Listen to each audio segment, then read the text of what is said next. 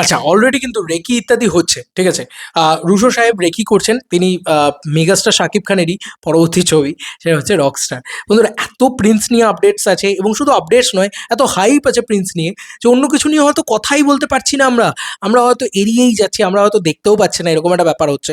খুব স্বাভাবিক বিষয় না? ওটা শাকিব খানের প্রিন্স ছবিটা আসছে, একটা গ্যাংস্টার ড্রামা আসছে, একটা বড় বিগ বাজেট ছবি আসছে।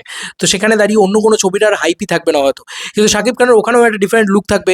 আদ্যপান্ত বাংলাদেশে শুট হবে। একটাই জিনিস আমার একটুখানি মানে অনীহা আছে আরকি, একটু বলতে পারো, বা একটুখানি ইয়ে আছে। কারণ বাংলাদেশে শুট হলে সব শুট লিক হয়ে যায়। ঠিক আছে? এটা একটা প্রবলেম।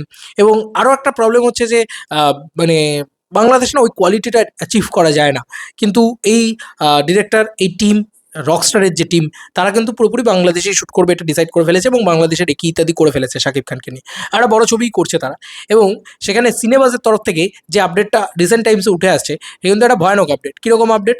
বন্ধুরা, সিনেবাস বলছে ৮ থেকে ৯টা ১০টা গান থাকবে।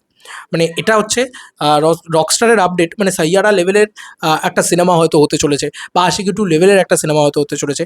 শাকিব খানের জীবনে, কেরিয়ারে এরকম ধরনের সিনেমা খুব একটা দিক মানে দেখা যায়নি অন্তত। এটা খুব সত্যি কথা। তো সেখানে দাঁড়িয়ে এরকম ৮ থেকে ১০টা গান এবং রেকি করছে টিম, মানে কী বলবো, ডিরেক্টর রেকি করছে, ঠিক আছে? এরকম ধরনের জিনিসপত্রও হচ্ছে এবং গল্পটা আই হোপ খুব ভালো হোক এবং খুব হার্ট টাচিং হোক। হার্ট টাচিং গল্প হলে এ ধরনের জিনিসে, এ ধরনের সিনেমাতে একটাই জিনিসের খুব, খুব ইম্পর্ট্যান্স থাকে, সেটা হচ্ছে সোল। সোল যদি থেকে যায় না, কেউ আটকাতে পারবে না সেই সিনেমাকে। আমার এটা বারবার মনে হয়। তো অলরেডি আমি ইয়ের সিনেবাজের পোস্টটাকে দেখাই তোমাদের, ভালো লাগবে তোমাদের। ওয়েট। এইটা ওরা ১৫ ঘন্টা আগে পোস্ট করে। মানে আমি যখন ভিডিওটা শুট করছি, আমি জানি না তোমরা কখন দেখছো ভিডিওটা। তবে এটা ওরা ১৫ ঘন্টা আগে শুট করে এবং এটা লিখেছে রকস্টারে থাকবে ৮ টি গান। গানে থাকবে অসংখ্য চমক। এর মধ্যে ২-৩ টি গান ম্যাসিভ হিট হলেই বলিউডের সাইয়ারার মতো ব্লকবাস্টার রকস্টার ১০০ কোটির ক্লাবে জাম্প নিবে। এই কথাটা তারা লিখেছে। ৭ থেকে ৮ টা গান কিন্তু রকস্টারে থাকতে চলেছে। এটা একটা ভয়ানক আপডেট নয় কি? এটা একটা ভয়ানক আপডেট নয় কি? আমার এটা মনে হয় বিরাট বড় আপডেট। ৮ টা গানে ৮ টা গানই ভাইরাল হবে না? যদি গানগুলো ভাইরাল হয় বা গানগুলো যদি ভালো হয়, তাহলে ৮ টা গানে ৮ টা গানই ভাইরাল হবে।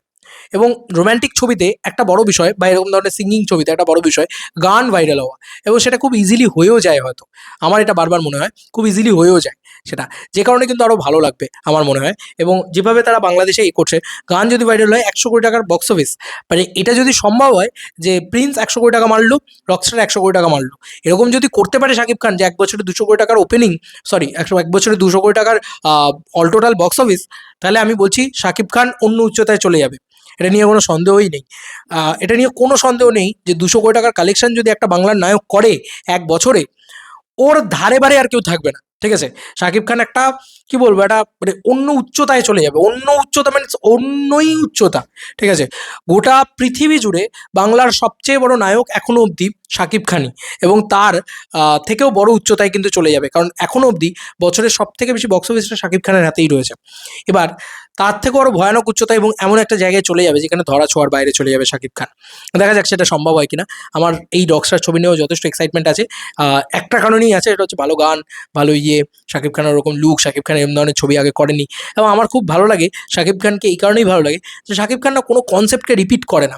মানে ধরো তুফানের মতন ১০টা ছবি তুফান বানিয়ে ফেললো না। তুফান চলেছে বলে ১০টা তুফান বানাচ্ছে না। শাকিব খান কমার্শিয়াল স্পেসেই নানান জায়গাকে, নানান জিনিসপত্রকে এক্সপ্লোর করছে।